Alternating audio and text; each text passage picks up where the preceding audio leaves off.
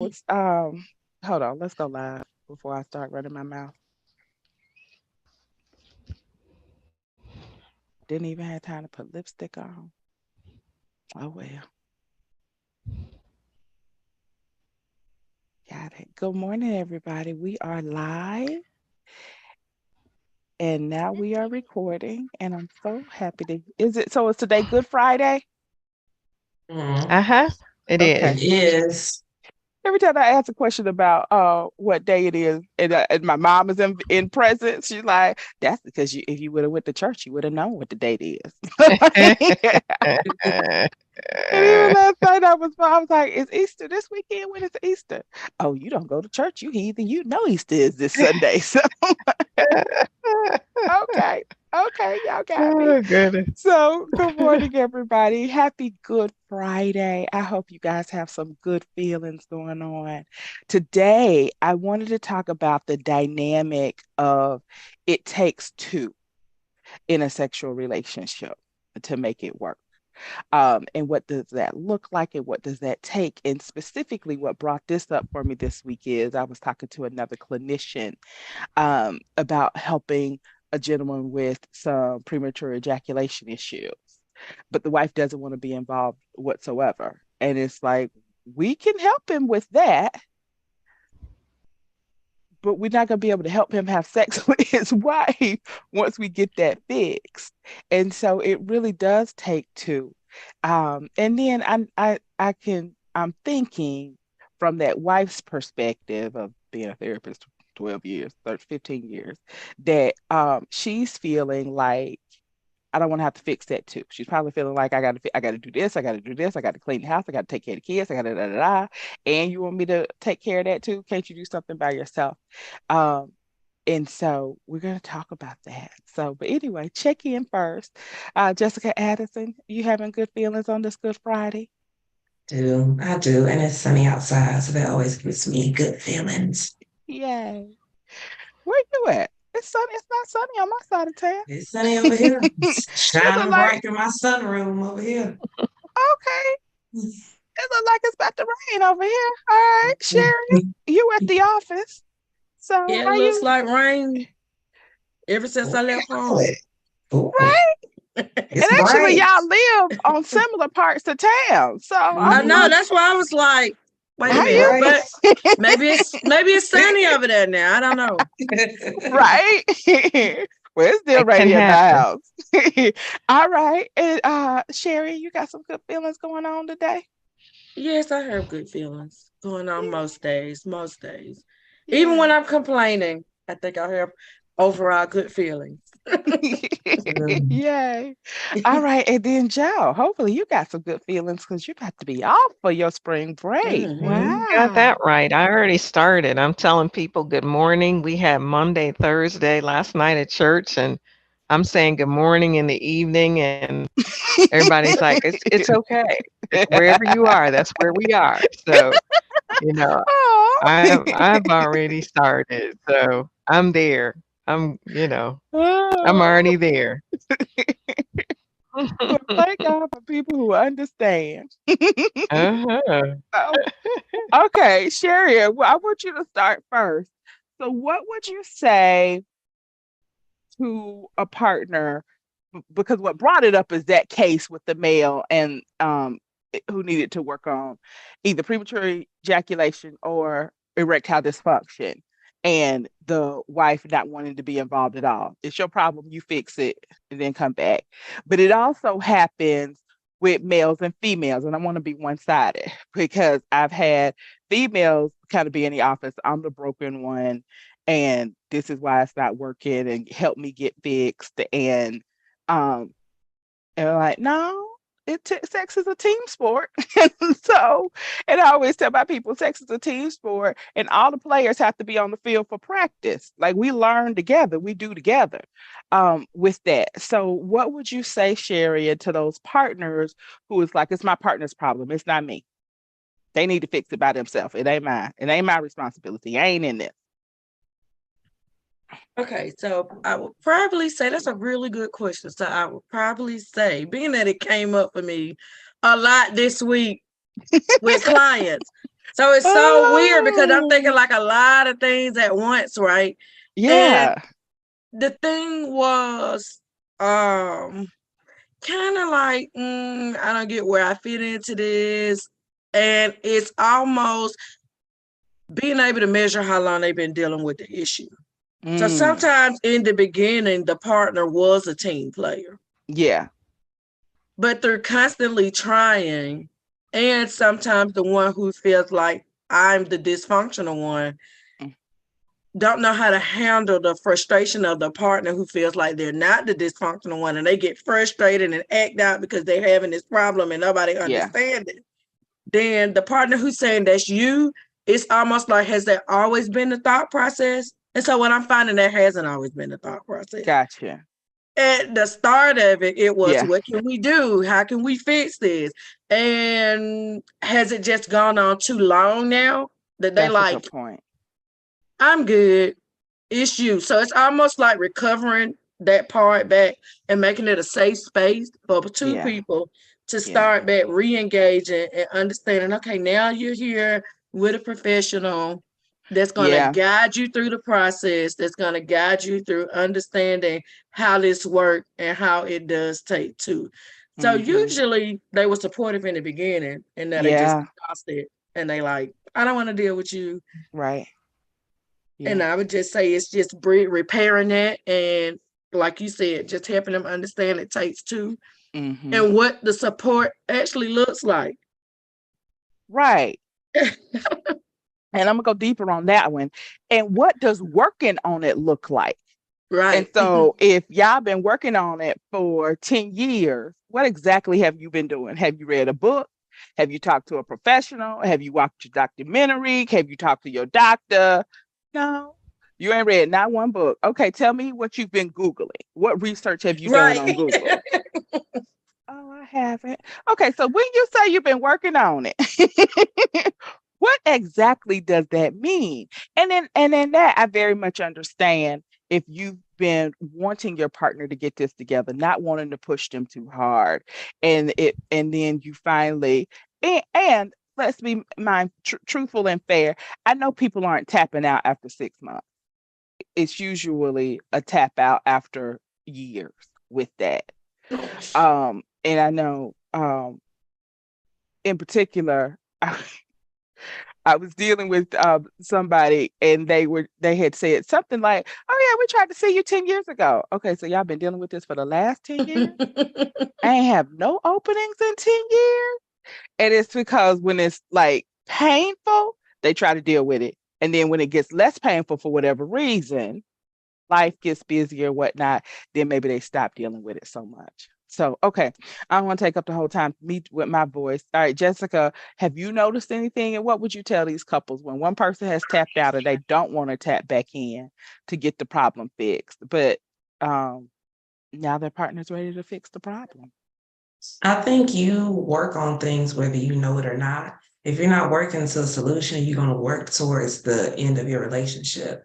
So it's what part are you going to play? Because you cannot do something and do something because it's the matter of cause and effect. For every action, it's a reaction. So if you Mm-hmm. tapped out, you're doing an action without you even knowing it. So if you're tired, maybe you need to kind of readjust like what actions you're doing. Like, Mm-hmm. am I tired of always initiating or am I tired of trying to make it work? It could be just tired of initiating. And that's a simple fix of how can you take ownership or how can we both have this responsibility in finding a resolution? Mm-hmm. Excellent job. That brings up that old if you fail to plan, you plan to fail, Mhm. and it's just lack of intention. Is Yeah, and intentional. if you have expectations without telling somebody, because like we always say, no one's a mind reader, Mm-hmm. you're setting up their failure and your disappointment without them even knowing. Mm-hmm. Definitely so. Okay, Joe, what thoughts are you having? Jump in. I told you I'm over there somewhere. So, You left on I'm just vacation. to jump in. Gone There's fishing nowhere to sign jump is in on the right now. door. It's, it's, Yeah. I, yeah. I'll say to kind of bring it back around then, in life in general, people never change as fast as we want them to change. Never, ever, ever, ever do people change as fast as we want them to change. And so just remember that. And then remember that we don't change as fast as people want us to change. I personally probably have a couple of habits that I feel like I've been working on overcoming my whole life with that. And it hadn't gotten it better yet with that. I love clutter for apparently. My life shows me that I love clutter. And I'm working on overcoming that. And so everybody has something that they need to work on and improve. And so just realize or remember nobody gets better when we want them to get better. That's just not how people work with that, And so we have to be patient with them because we want them to be patient with us. And so if we could remember that, I think that would be helpful with that. Okay. Sharon, what else is coming up for you? Well, I guess I was just kind of thinking about the last thing that you were saying, that people don't change as quickly as we would like them to, and we don't change as quickly as others would like us to. But it's almost understanding progress and knowing that change may be happening, but it may not be happening the way that you envisioned it. Yeah. And so that's a big thing in therapy sometimes, because people go, they'll come here, haven't had sex in a year. Now they having sex once a month, and somebody's like, we still ain't having sex. And I'm like, well, wait, you coming back to therapy every 2 weeks, and every 2 weeks you telling me you having sex at least one Right. time within those 2 Yeah. weeks. Yeah. So why are you not able to see that as progress? What's holding you from seeing that as progress? So it's almost like, do you just focus on what you believe the prize is? Yeah. And that's all you can see. So if it's Yeah. not 5 times out the week, I see nothing else. So it's just being really able to measure the progress. Even with me and my husband, sometimes he's like, when I can tell when he's like, I'm trying, because he'll say, I'm really proud of myself in this moment. So that means I need to start listening, because then he's like, because 3 years ago, because you just ordered up all of those shoes, I would probably have a different response. That's really good. And then I guess I'm thinking, okay, because 3 years ago, I probably still would have ordered the shoes anyway. So maybe, yeah, you're right. Maybe your response is different. Maybe I'm just focusing on what would have happened anyway. And not really how you responded to it. And I'm like, yeah, you know what? You're right. and that point is such a good point. Of noticing changes in difference, because when you've been with somebody 5 years, 10 years, 20 years, 30 years, it's so hard not to remember the past. Not to remember that time that I really got hurt by this, and I really got hurt by this, and I really got hurt by that. And it's really hard to see change in light of. So if you've had 10 years of not working on the problem, or not working on the problem the way I think you should be working on the problem, and now it's going to be hard for me to see the progress or believe the progress because I got 10 years. And so it's just going to take time. Just going to take time. And me and my friend call it Christianese talk sometimes. It's all of those negative seeds were planted and they're blooming. And so it's going to take you a while to plant the positive seeds to get us to that positive bloom. With that, it's a sowing and reaping. It's a season to everything, and it's just going to take time. And so I would really ask people to be patient. Number one. Number two, try to look at your partner with new eyes. What is my partner doing different today than they did 10 years ago? All right, Jessica Addison, what's coming up for you? I'll put it in the same example, like I tell clients, how parents, they see their child as that little boy or that little girl all their life, but as they're evolving and getting older, you can't really put that image together because this is a grown man, this is a grown woman.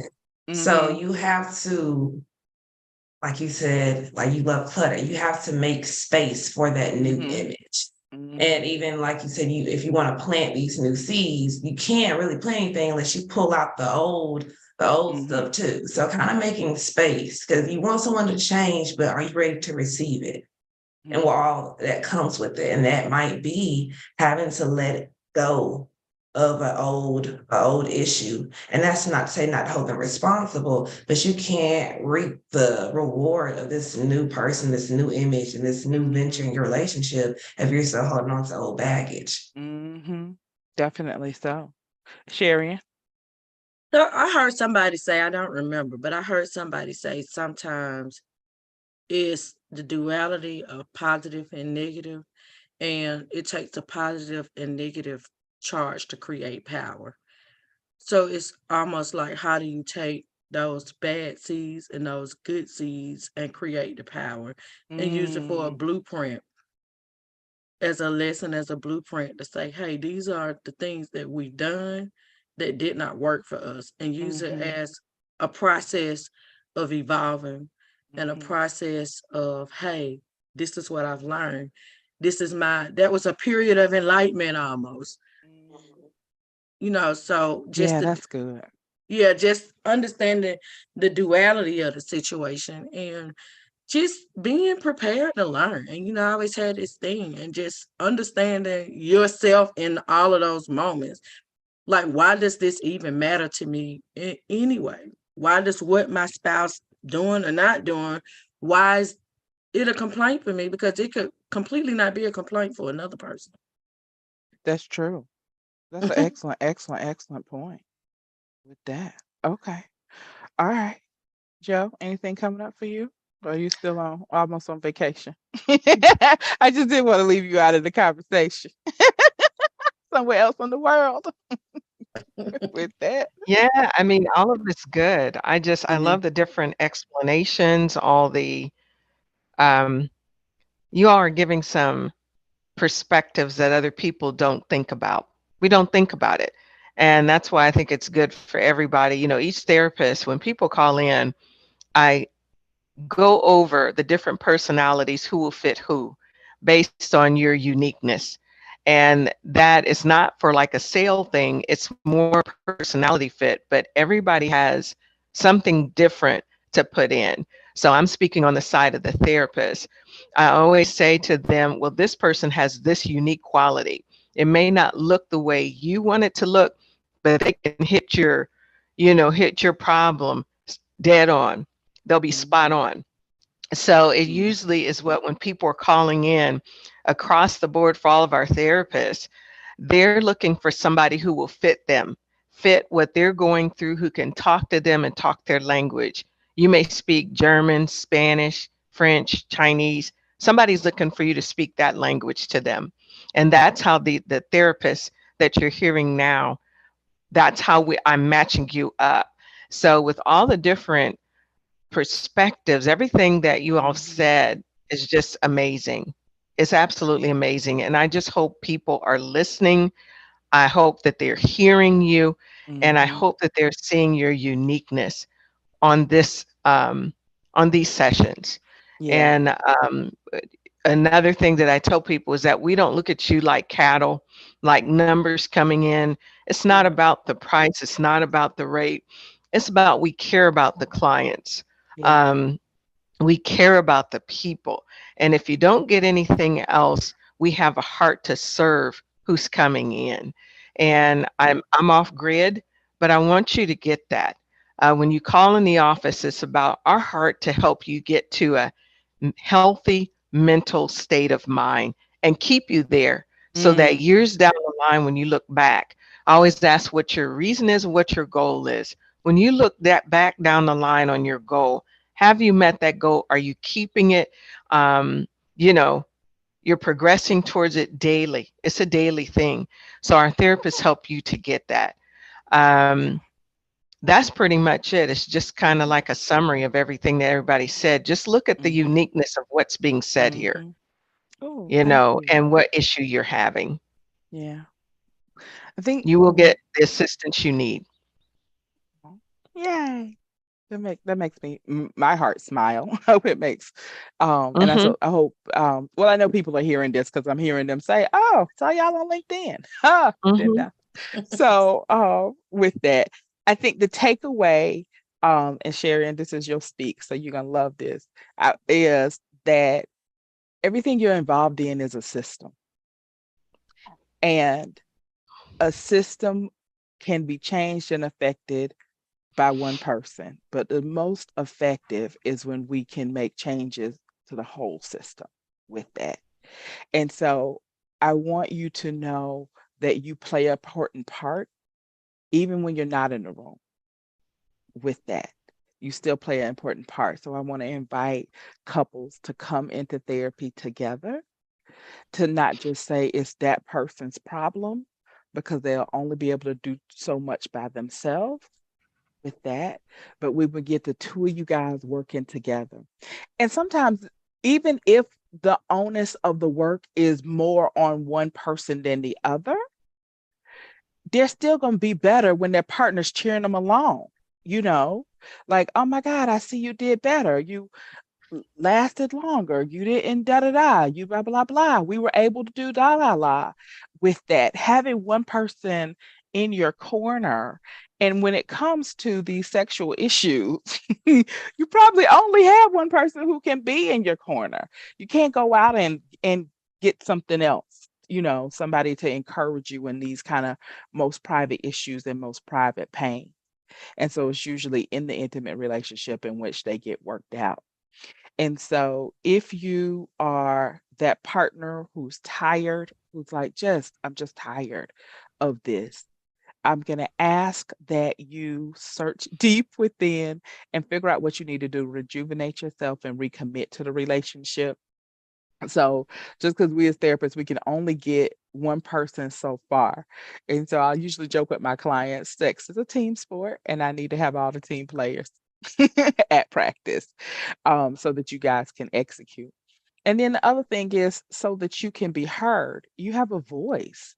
And so if only one person is showing up to therapy trying to fix the problem, we only have that one person's voice, their perspective. And it takes two to tango, and there's another perspective out there that's important.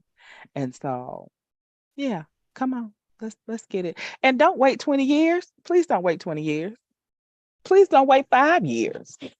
Like don't wait 3 years. If you have an issue and it's been y'all hadn't had sex in 6 months, come on in and let's fix it and nip it in the bud now and give you the skills that's going to take you for the lifespan. So every now and then, a couple of couples, they only need 2 or 3 sessions. They just needed to understand something and get a different perspective and learn about kind of grown up sexuality versus adolescent sexuality with that, or reality sexuality in a long term committed relationship versus TV and social media sexuality, like what's real and realistic. And so coming in can always, I think, always be helpful with that. All right, that's time for us closing remarks, everybody. All right. Well, yes, Joe. Huh? No, I was just going to tell him to call the number Okay. or email us 1-888-788-4624 or Okay. info@atlcouncil.com if you would like Yeah. to schedule an appointment. Please do. All right, Mhm. fabulous ladies. You guys have a fabulous Good Friday, and I'll see you guys next week, except for Joe, because you'll be on vacation. Enjoy your vacation. Yes, Yeah. thank you. All Will right. do. Bye.